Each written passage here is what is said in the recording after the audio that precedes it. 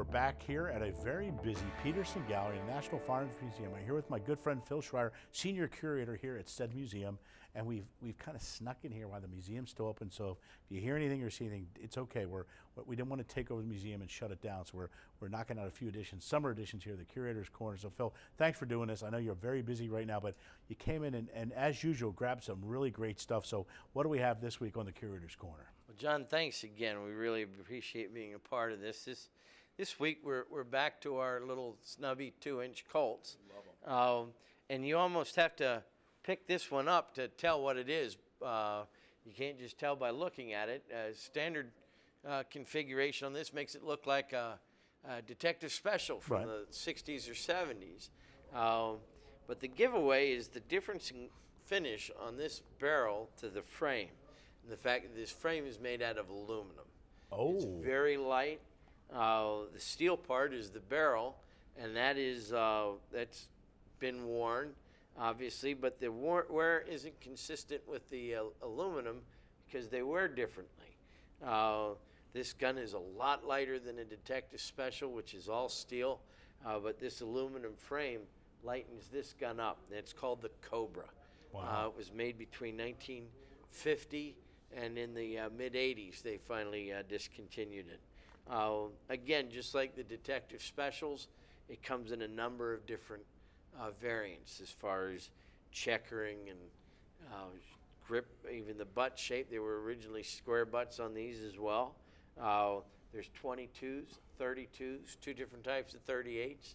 So there's quite a variety of calibers to collect as well. So I have two questions for you about that, and one of them kind of why. I mean, lighter gun is better, but why the innovate? Why go to the aluminum? Well, the aluminum was somewhat of a new deal for gun makers, just like polymer today in these injection molding big stocks, magazines.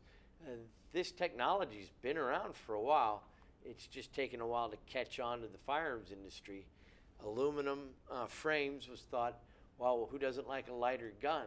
Right. Problem is it doesn't hold up the finish as well. You have problems, not so much structurally or sound-wise, but just finish and looks. There's a classic look and feel to steel blue. And also a heavier gun, a more solid gun, absorbs more of the recoil, the felt recoil. Some of these guns will really let you know that there was a 38 in there when it went off. Kind of beat up your hand a little bit? Yeah, absolutely. So that was my second question. How did it do? Did it good idea on paper, perhaps, a new technology, but not so great in execution? It was around for quite a while. Yeah. These really, they didn't catch on to be as widely popular as the detective specials, but they're popular nonetheless. This gun is about midway through the production. It's 50,000 serial number. I wouldn't mind selling 100,000 of what they call anything. A failure. Yeah. So something different, but yeah, it's something different. It's lightweight. You got to take for granted the fact that a lot of these guns were used for law enforcement detectives. They like carrying a lighter gun. How often, realistically, were they ever used? Right.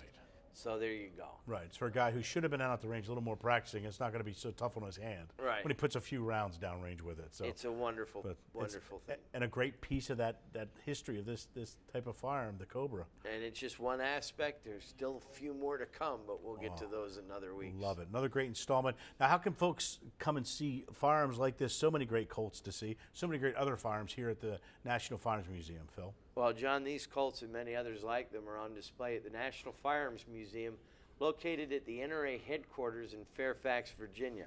You can visit us by taking Interstate 66 to the intersection of Route 50.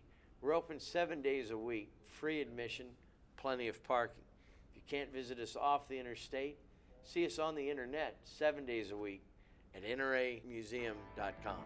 Phil, thanks for another great installment of the Curator's Corner. Thank you, John.